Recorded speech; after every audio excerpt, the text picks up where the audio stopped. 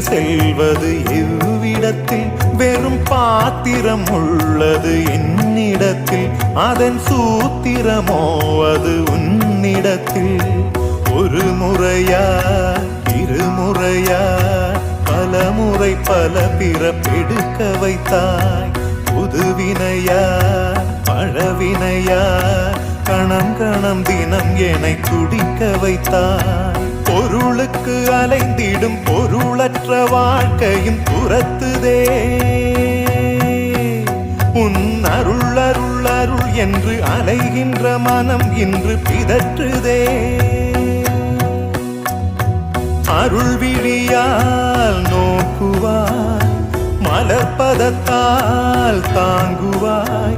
உன் திருக்கரம் என்னை அரவணைத்துனதருள் பெற பிச்சை பாத்திரம் ஏந்தி வந்தேன் ஐயா.